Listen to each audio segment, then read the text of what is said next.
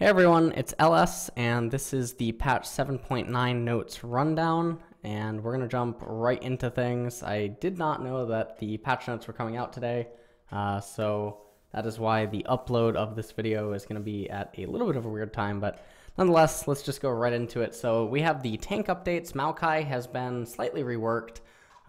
So his base stats, he's down a little bit in the health department. Health growth stat, though, however, is up at 5 per level, so eventually it's going to end up balancing itself out later on. The armor is now actually up as well. He gets a little bit there. Health regen, however, is down. Passive, Sap Magic. Sap Magic no longer uses a stacking system.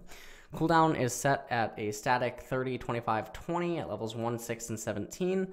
Has a passive each time Malachi casts a spell or is struck by an enemy spell. Sap Magic's cooldown is reduced by 4 seconds once per spell cast.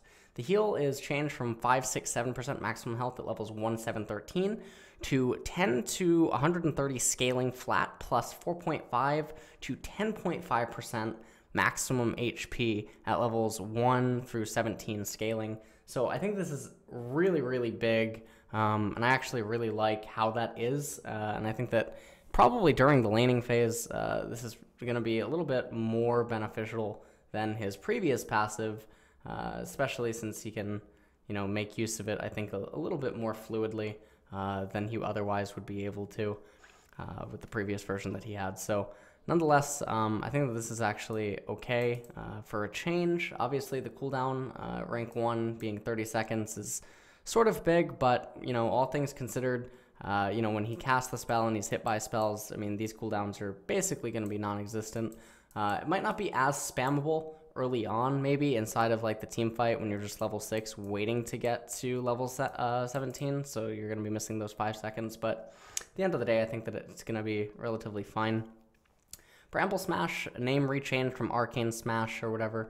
Cost is unchanged, cooldown unchanged, cast time is actually buffed, and now the damage is unchanged, and now knockback. Enemies near Malachi are knocked back a flat distance based on distance from Malachi. Closer targets knock back slightly more. Movement speed slow, 20 to 48 scaling for 1.5 seconds is removed in favor of 99% for 0.25 seconds. I don't think that this is going to be too gigantic. It's definitely going to be noticeable anytime that Malachi is actually trying to run away from someone, twisting, advancing to them, knocking them back, and then trying to retreat. If he has Dead Man's up or he has some sort of like movement speed edge over his opponent. I feel like it'll definitely be noticeable there since the slow isn't going to last that long, but for the most part, I think that it's fine. Twisted Advance, 60 to 80 mana scaling now. Previously was 75 at all ranks. Cooldown 13 to 9 seconds, unchanged. Damage has been very, very hit, or it's been nerfed. So 50 plus 0.4 ability power, flat damage, and the root duration used to be a 1 to 2 second scaling to 1 to 1.4. So now the updated thing here is the Sapling Toss. So it's 60 mana now at all ranks. Cooldown is 12, changed to 11. Sapling duration, 40 to 60 second scaling to 30 seconds. Damage is 80 to 240 scaling plus 0.6 ability power flat damage to 45 to 145 flat damage scaling plus 6 to 8% plus 2% per 100 ability power part. Target's maximum health. Slow 50% for 1 second, change to 35% for 2 seconds, so that's a nice little novelty there. Fat Sapling. Saplings tossed into brush last 30 seconds, 40 seconds, 50 seconds, 60 seconds scaling. Have a larger detonation radius. Enemies caught in the explosion take 100% additional damage over 2 seconds, so I guess it's a dot. Sapling Toss damage against non-champions is capped at 300. Empowered sapling damage over time has its own cap for a total of 600 per empowered sapling. So I feel like this is intentionally trying to move him into the direction of being a jungler, but I'm not entirely sure if it's going to take him away from still being a top laner.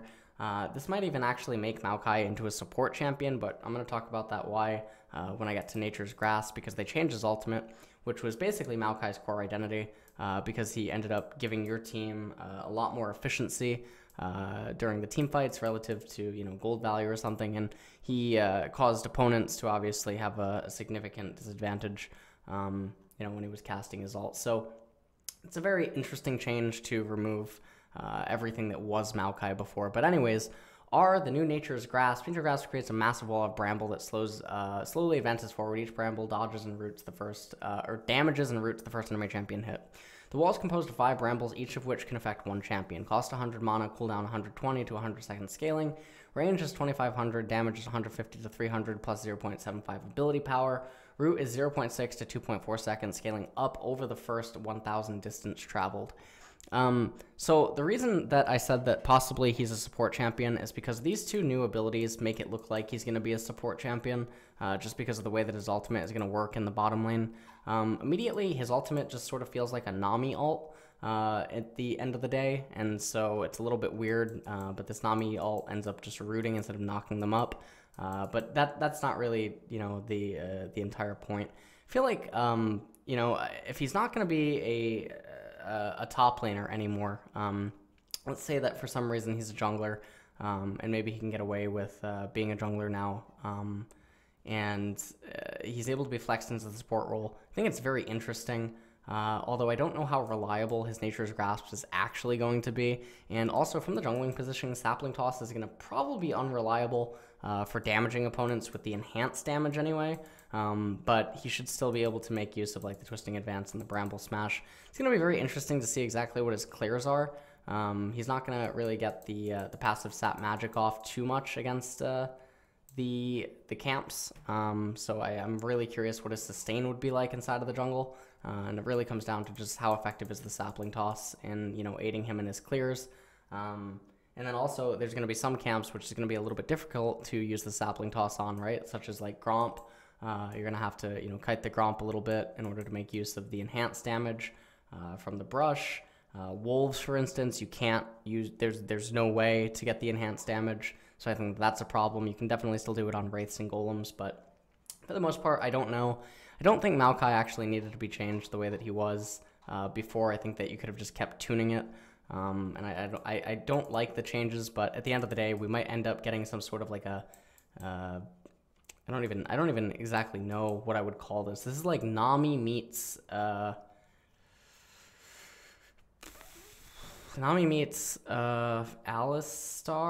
or something. That's basically kind of the way that I'm feeling about it in some ways. Feels like Nami meets Alistar, because obviously the Twisted Advance into Bramble Smash is very similar to Alistar's combo, and then the Sap Magic is his way to sustain through, which obviously he's going to get a lot of benefit given that there's 4 champions down in bottom lane, and then obviously he's able to make use of the bottom lane brushes quite well, although I don't see champions getting hit by the enhanced damage all that often, and obviously Nature's Grasp is basically Nami ultimate. So I don't know. I don't like the changes, but we'll see what ends up happening there for the most part, and my condolences to all the previous Malachi mains, as well as my tier list coming soon. Anyways, Sejuani's ult, so let's just talk about Sejuani. Armor 29.5 to 27, armor growth stat, however, is up from 3 to 4. Attack range is up by 25, attack damage is down by 1.5, attack damage growth stat is changed from 3.3 to 3, attack speed 0.67 to 0.625, attack speed growth stat 0.45% to, wait, what? 1.45% to 3%. I'm sorry, I did not see that. Alright, so let's just talk about some stuff about Sejuani. Frost Armor. After not taking damage for a short while, Sejuani gains bonus resistances and slow immunity. Frost Armor barely lingers after Sejuani takes damage. Frost Armor doubles Sejuani's total resistances and adds 100 bonus armor and magic resistance. This is obviously really nice in making her tanky. Sejuani is immune to slows while Frost Armor holds. The most beneficial thing that I can see this is like, walking through a Thresh box or something. Linger 1, 2, 3 seconds at levels 1, 7, and 14. So that's obviously nice. Frost Armor recharges after 9 seconds of not taking damage. Damage from minions or small monsters neither breaks Frost Armor nor interrupts its recharge timer. So that's actually really nice. So this, I think, is all fine. Enemies stunned by Sejuani are frozen, causing her first spell or attack against them to deal bonus damage. 10, 15, 20% targets maximum health at 1, 7, 14. This just further enables her to, proceed to build tanky because she has percentage max HP inside of her kit already. So obviously the novelty of this passive, like the immune to slows, is dependent on other champions that exist in the meta.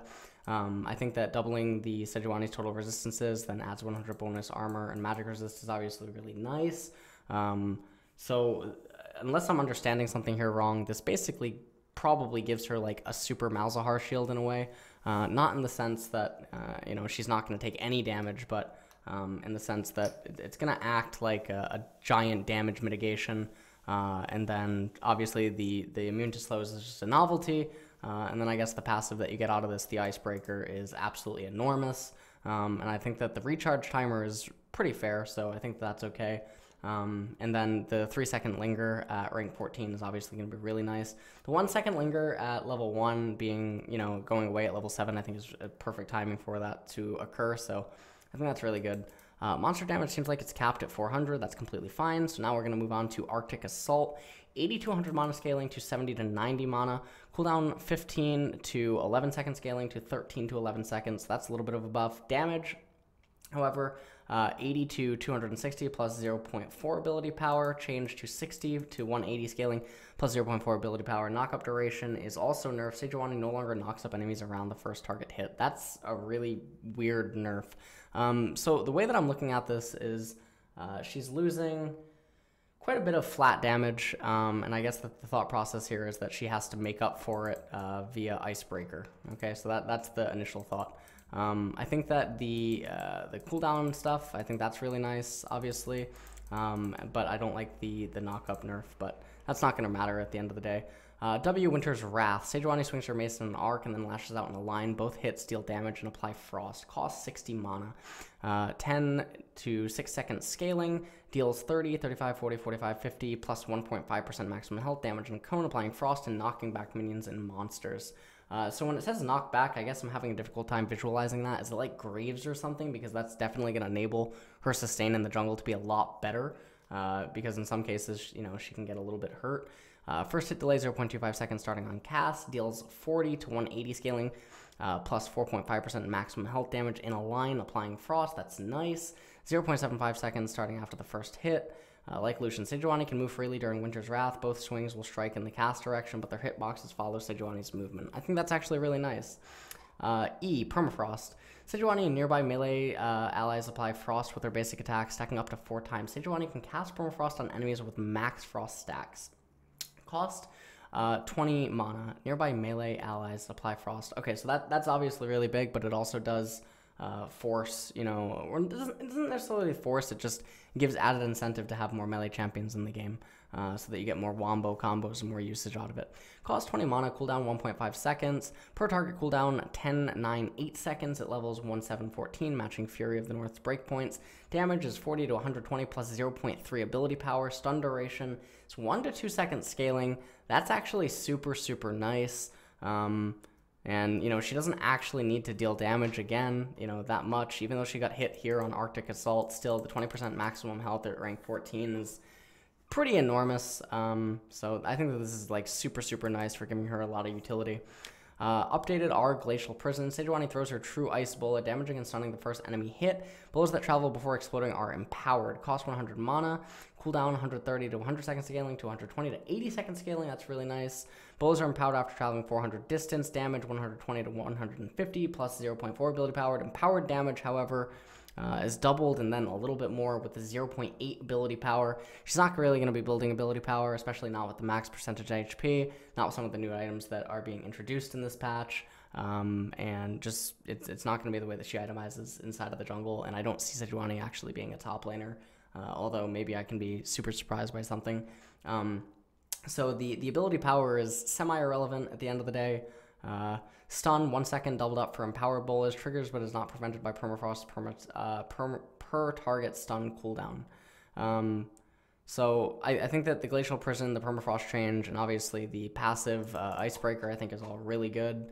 Empowered Bolas also leave behind an Ice Storm that explodes after a brief delay. Storm duration 2 seconds.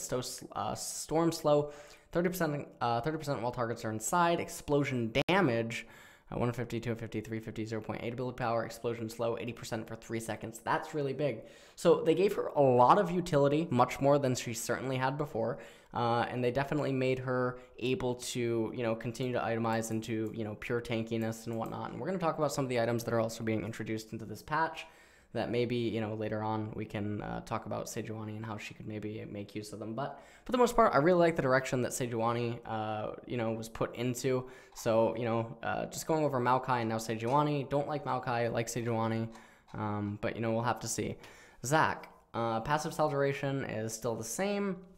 Q Stretching Strike costs 4% current health, 12 to 8 seconds, scaling cooldown, damage 50 to 130, plus 0.3 ability power, slow 60% for 0.25 seconds, bonus attack range 100. Collision damage 50 to 130, plus 0.6 ability power to all enemies in the collision area. So I guess the total damage is 260 plus 0.6 ability power, right? If you do both parts of it. I think this is a really nice change to his Q. W, Unstable Matter, is basically the same. E, Elastic Slingshot, 4% current health, unchanged. Cooldown, unchanged. Timeout, Elastic Slingshot automatically cancels after 0.9 to 1.5 seconds to 0.9 to 1.3 seconds of channeling, so it gives them a little bit less time to make a decision. Refund on cancel Elastic Slingshot refund, 50% cooldown and cost unchanged, okay. Damage 80 to 280 plus 0.7 ability power to 80 to 240 plus 0.7 ability power. It's a little bit weird. He is losing a little bit of damage there, but it's not the end of the world. Knock up 1 second to 0.5 seconds. Extra goo. Zac spawns a chunk of goo for every enemy hit or clone hit by Elastic Slingshot. So he's going to get a lot of self-healing out of that, and I really like the utility that they're going to grant him via that. His ultimate was changed, and there's probably not a way for me to really explain it. You just have to go watch it and see it yourself.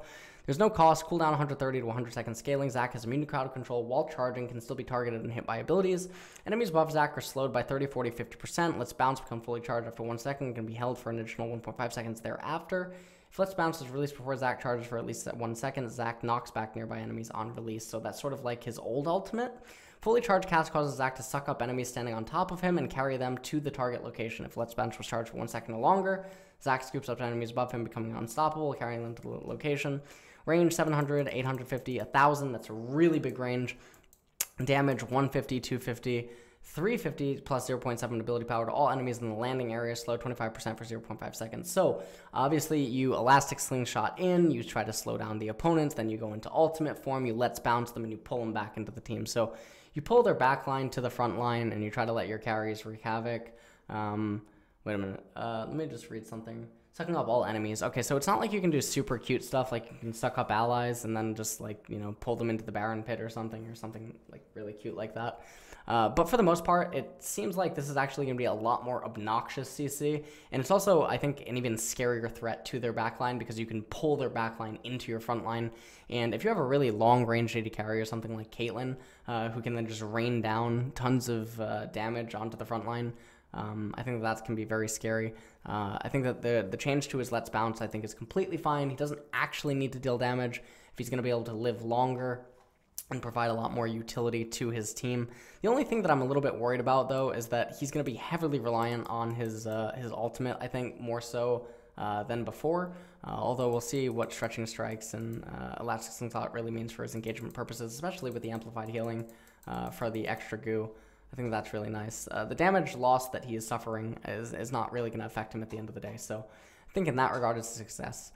Adaptive Helm. So this is one of the new items. Cost 280 gold. Build path, no magic, mana, Spectre's College, Rejuvenation beat 1000 gold. Health 300, magic resist 55. So not the most impressive stats right off the bat. Base health regen 100%, cooldown reduction 10%, so that's obviously going to be useful on some champions, depending on, you know, if you're facing a double or even a triple magic damage team composition that also has periodic damage or something. But this is still, I don't feel like this is going to be an item that is actually rushed, except maybe in super specific instances.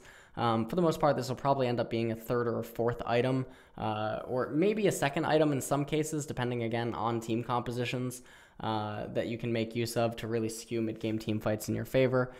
Taking magic damage from a spell or effect reduces all subsequent magic damage from that spell or effect by 15% for 4 seconds.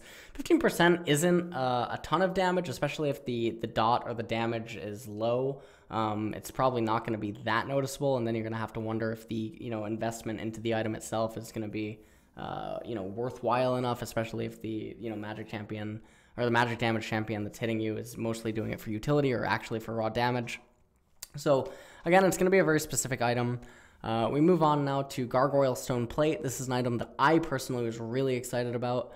Cost 2,500 gold. Chain Vest, Negatron Cloak, 980 gold. Armor 40, Magic Resist 40. Passive, Stone Skin. If 3+ enemy champions are nearby, gain 40 bonus armor and magic resist. So this is really big, because it ends up going up to 80/80, which then lets you itemize a little bit differently if you have this item and if you can make use of its active. Metallicize. For 4 seconds, grow in size and gain bonus health equal to 40% of your maximum health. Reduce damage dealt by 60%. If Stone Skin is active, the health increase becomes 100% instead. So my immediate thought process is that true damage cannot be reduced, to my knowledge. So Darius absolutely loves this item in the later stages of the game, if he can get his hands on it. Any champion that is going to be able to deal true damage to a certain extent, is certainly going to like this item. Although, maybe like Aurelia comes to mind. I'm not exactly sure if Aurelia would like this item all that much, given how she has to itemize in other ways.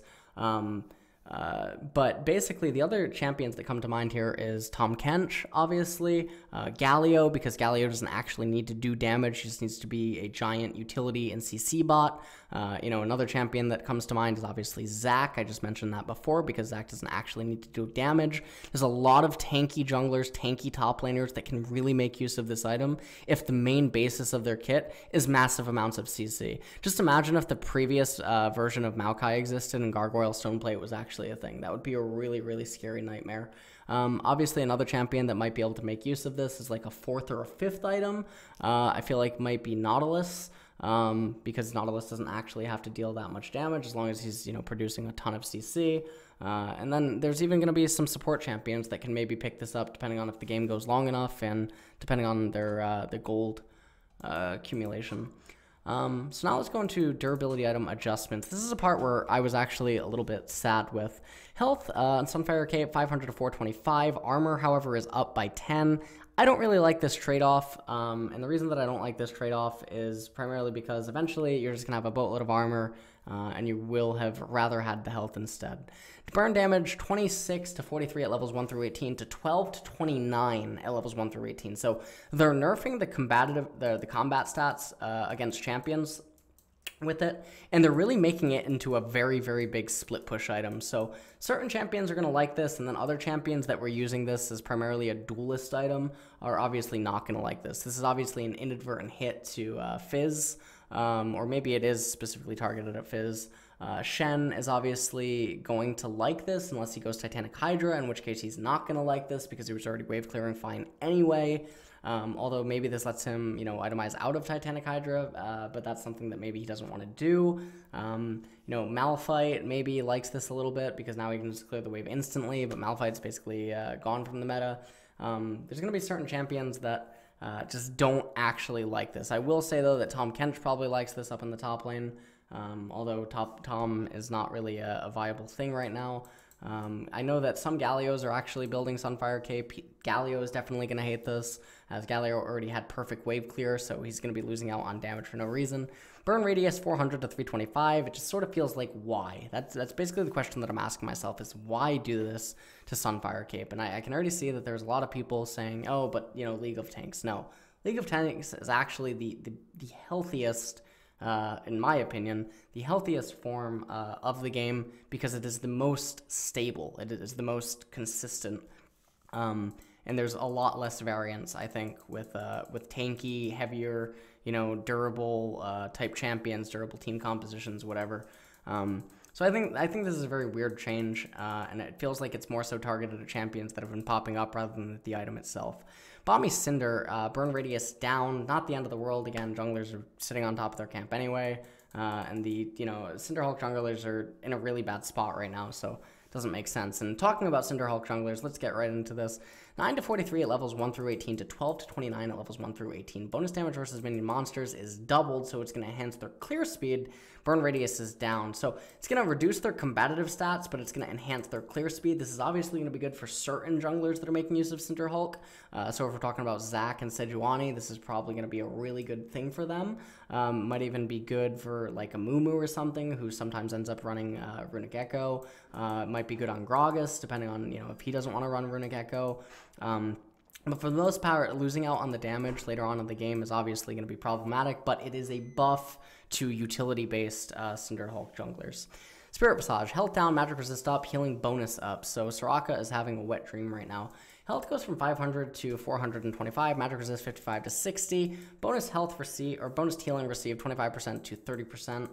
This is an okay change. I think this is a pretty fair change, and I don't have any problems with it. Spectre's Cowl, however, 30 to 25. I feel like this is actually very weird. I don't think that it's going to impact too many top lane matchups, especially with Malachi having been removed, and not too many champions are getting.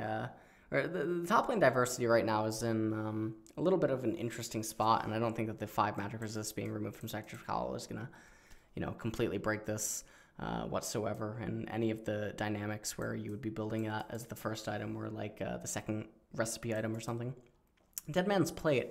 Health up, health down, armor up. So the health is removed again. Armor goes up by 10. I don't like that. Gain up to 12.5 momentum stacks, 20 momentum stacks per second while moving. Crushing Blows no longer decays over the duration. Basic attacks while below 100 momentum stacks no longer purge current stacks to deal damage. Instead, they reduce momentum stacks by 15 for no bonus effect. Don't like the changes to Dead Man's Plate yet again. Rondo and Omen, health down, critical strike damage reduction up, active slow strength up, but duration down. So total gold cost is unchanged. Build path is changed to Warden's Mail Ruby Crystal plus 1,000 gold with another Ruby Crystal. Don't like that so much because it makes it a little bit more clunky, but whatever. Health, you're losing 150 health. Critical strike damage reduction 10 to 20%. So it's going to be extremely specific, in which cases you end up itemizing Rondo and Zoman. Because I feel like there's probably just some other items in the armor department that you can end up cutting, especially if you're not going to be able to make usage of the active. Speaking of the active, slow all nearby enemies 35% for 4 seconds to 55% for 2 seconds. I really don't like that. I think that the extended duration is fine. I think that the 20% added bonus is, for the most part, irrelevant. And I don't like the changes again. I don't like any of these changes to Deadman's and Rondo and Zoman. Warmog's Armor, this is a joke of an item, so it doesn't really matter at the end of the day. Activation threshold 3k to 2750. Total health. Health regeneration 3% max health per second to 5% max health per second. It's not enough to make the item come in. Cooldown upon taking damage 8 to 6 seconds. That's obviously a nice little novelty buff. This can probably be picked up in very, very, very, very specific instances.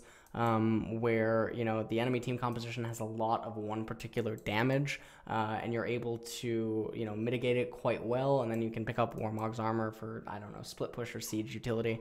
For the most part, the item is still, in my opinion, kind of bad. Updated Banshees Veil. This is something I'm really pleased about. Cost is up from 2450 to 2500. Build path, Fiendish Codex, no magic mantle, blasting 1, 500 gold. Ability power 70. Magic resist 70 to 45, so gets hit in the magic resist department, but gets the ability power. No longer grants health, no longer grants health regeneration. Grants a spell shield that blocks the enemy next ability. The shield refreshes after no damage taken from enemy champions for 40 seconds unchanged. So this ends up becoming the mage's QSS in their own way. This can definitely play a part in some matchups, and there's already obviously champions that are going to love this change, even though the HP is being removed. And then it'll be built in very specific, compositions relative to an opponent having a reliance on an engagement spell or something. But I like it because it gives a little bit more utility and versatility for mid AP mages. Abyssal Scepter, now a new tank item. Health added, ability power removed. So yeah, this goes up by 50 gold. Spectre's Cowl Negatron Cloak was 880 gold. Health 800. Base health regeneration 100. Magic resist is now changed from 50 to 65. Cooldown reduction 10% unchanged. No longer grants ability power. Nearby enemy champions take 10% more magic damage. So this is sort of interesting because it plays into the tanks wanting to get a little bit more durable and then get some bang for their buck. And I think that for the most part, this is completely fine. So they swap out, some of the neat stuff between Abyssal and Banshees Veil, and I really like the way that they did it, because I feel like Abyssal Scepter was in a really bad spot in mid lane, and I feel like Banshees Veil is going to do exactly what everyone wanted Abyssal Scepter to do anyway.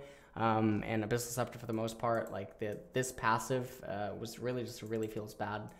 in a lot of specific instances that you would otherwise just want Void Staff or something. So I really like this because this lets you do Banshees Veil into Void Staff, and you get the best of both worlds if you really need it. So I think that's really nice. Updated Guardian Angel, total cost 2,400. Changed though to BF Sword, Cloth Armor, plus 800 gold, attack damage 40, armor 60 to 30, no longer grants magic resistance. Upon taking lethal damage, restore 30% of your max HP, 30% of max mana to 50% of base health and 30% of maximum mana after 4 seconds of stasis. So the base health is the really interesting part, because this is what dissuading like juggernauts or massive tanks from just getting this item. One of the things that I can say though right off the bat is that this is a wet dream for Fiora, it's a wet dream for Yasuo, it's a wet dream for Kled. Obviously AD carries are really gonna like this item to dissuade assassins and stuff. Assassins are really gonna hate this, but in the same sense also, I mean, Zed, Talon, etc. I mean, this it enables them to go into it feeling a lot more comfortable, because usually they're going to have Maw of Malmortius or they're going to have Scimitar anyway, so they don't really care about the magic resistance. They're really going to love the added attack damage. So I think the change that maybe Riot was hoping for, I don't know if this is entirely the case, but this definitely enabled a lot more champions to be a lot more oppressive with the lead. And another champion I can think of is like Darius is probably going to like this a lot. Aurelia is probably going to like this a lot as well. There's quite a lot of champions that are going to like this. And even though, yeah, you're not going to get the 30% maximum health, you're going to get 50% of base health. I don't think that that's the end of the world by any means. Because you're mostly using it for its active, and maybe you have lifesteal or something, and maybe you have like some sort of a wake up when you come out of the stasis, whatever. Serax Gauge, base attack damage up, Lifeline Shield now scales with bonus health, not max health. Okay, so base attack damage 25% to 30%, that's really big for some champions. Health 400 unchanged, upon taking at least 400 to 1800 damage based on level within 5 seconds, gain a rapidly decaying shield for 75% of your bonus health for 8 seconds. So 30% maximum health for 3 seconds, 75% of your bonus health for 8 seconds. So I guess that this is now going to be an item of choice for a lot of champions that have high base AD, and they can really make use of it, especially champions that are going to do something like Sterax with like Trinity Force, or Sterax with Iceborne Gauntlet or anything like that. And then obviously champions that stack a lot of bonus hit points. And a champion that immediately comes to mind is obviously like top or jungle Tahm Kench, even though that's probably going to be extremely unlikely to be seen in competitive play. I don't think that really matters at the end of the day. Alawi is another champion that comes to mind. Mordekaiser, I guess, in some instances where people build Sterax on him. Obviously Darius is probably going to like this a lot. Garen is going to like this a lot. There's a lot of champions that'll like this a lot, and so I think this change is actually really neat, especially because AD carries already got the new Guardian Angel. They don't actually ever have to think about Sterax, and then obviously the Frozen Mallet argument that can be made. Updated Doran Shield. This is actually something that's really interesting because I feel like this is now going to be the go-to item, and I feel like this actually shits on Longsword 3 Potions, and I think that it's going to outshine Doran's Blade. So basically, cost 450 to 400 gold, so now you can actually get 2 potions in addition to this, which that's actually really important. Health 80 unchanged, health regeneration 6 flat health regeneration per 5 seconds, so you're basically getting half a potion. Removed flat damage reduction, no longer reduces damage from basic attacks or single target spells, that's fine. Basic attacks deal 5 damage on hit, so one of the differences with Doran's Blade is that you don't get the AD thing if you have any AD ratios inside of any of your spells. Teemo's obviously really going to like this. Unique passive regain 20 health over 10 seconds after taking damage from an enemy champion. So that's why I think that it might shit on the Longsword 3 Potions down in bottom lane, because you'll be able to match the 3 potions with 2 potions, and I think that this item is going to outshine the Longsword in most cases. So this might actually be the new go-to for AD carries down in bottom. Obviously, later on into the game, the Doran's Blade will outshine it with that 3% lifesteal, but for the most part, I think that in early game, this is going to be a really, really nice item. A champion that comes to mind that might really like this is actually just Ezreal, for instance. I think that he would like this over Doran's Blade, for sure, and definitely over Longsword 3 Potions. Maybe I'm wrong there. I don't think so, but yeah.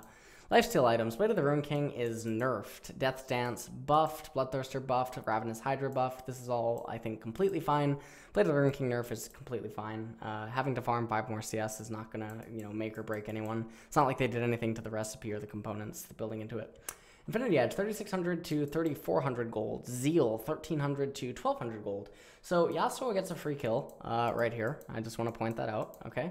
Kerche's Shard, I didn't even know that was the name of this item. 750 to 800 gold. Proc damage, 40 to 50, okay. Renon's Hurricane, the total cost is unchanged. No longer grants on-hit damage, 25 total attack damage to 40% total attack damage, so this is going to be a buff in most cases. Other champions are certainly going to get hit by it, though.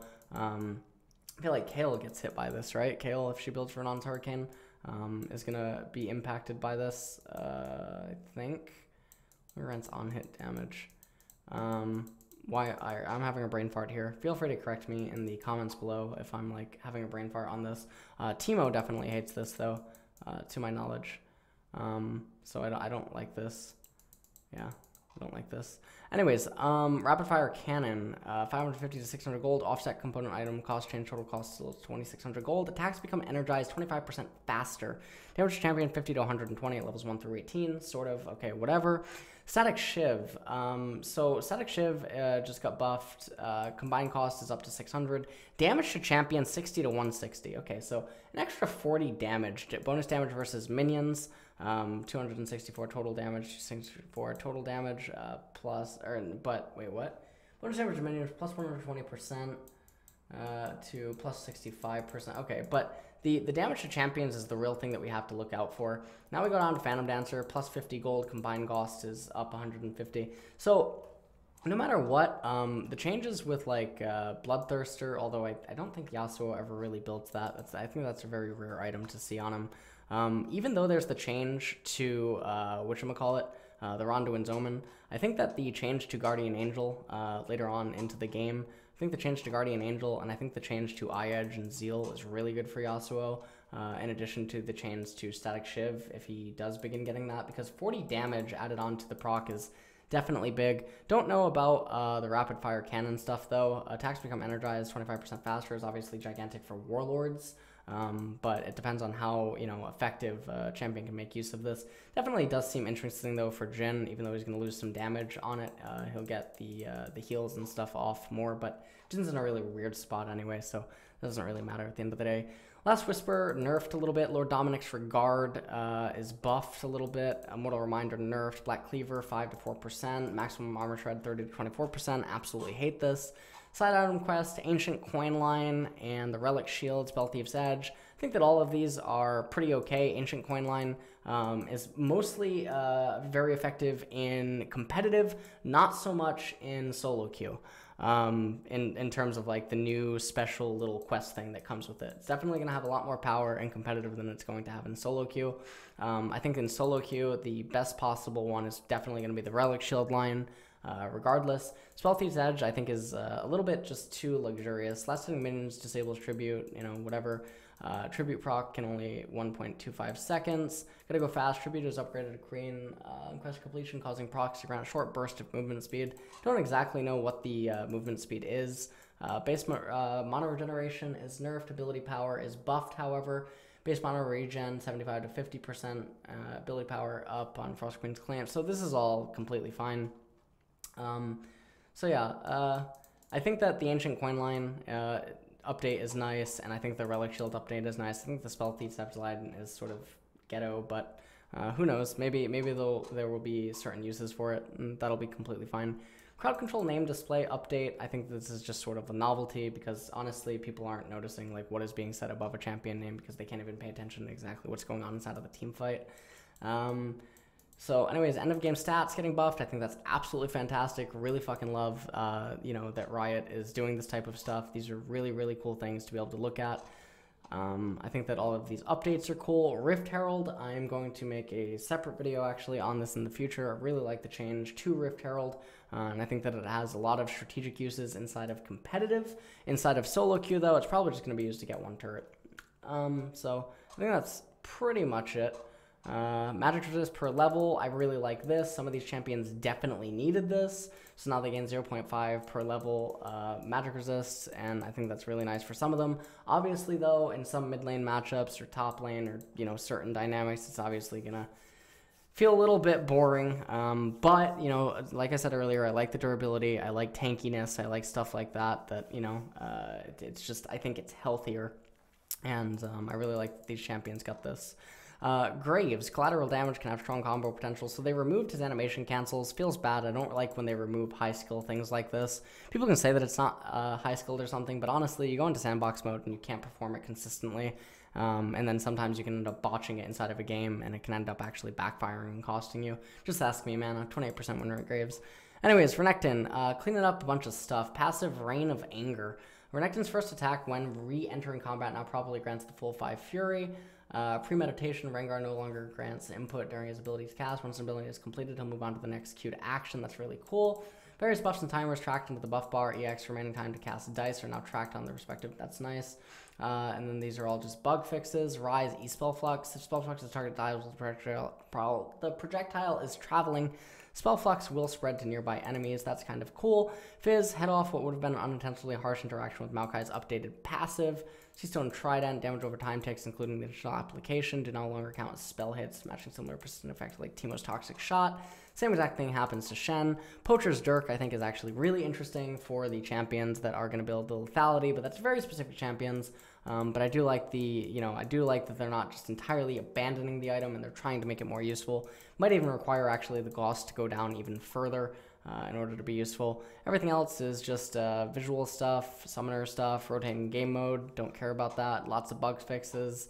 Upcoming tins and chromas, Darkstar Kha'Zix and Darkstar Orianna, really like that. Sandstorm Echo, those are probably going to be some cool chromas. Warlord Shen, Officer Vi, no one cares. And that is it for this rundown. I know that I breezed through this pretty quick. To be honest, there's not too many gigantic changes. I think that Malachi is going to be lackluster. Expect to see him in the support or jungle role. Don't really expect to see him in top, but could be wrong on that. I mean, people might still just try to take him top lane, even though the Nature's Grasp is just really ghetto up there. I really like Sejuani, really like the Zac changes. Like some of the items, I think that, you know, more items is welcome. You know, just keep adding more and more items because, you know, you're going to eventually get champions that just have the most wonky of build paths, like Ivern or something, right? Like Athene's Redemption, Locket of the Solari, right?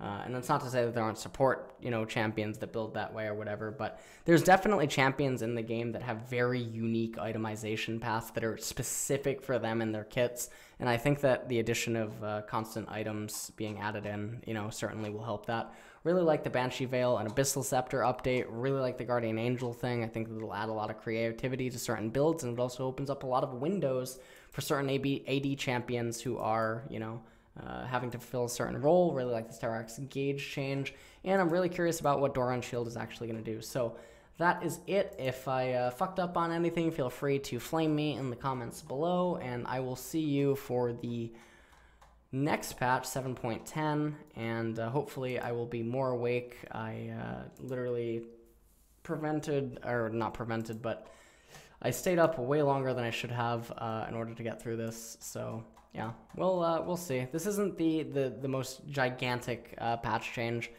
because champions weren't really hit enough, so at the very least we'll probably just see some champions get added in, and then maybe some old champions will show their faces thanks to the new items.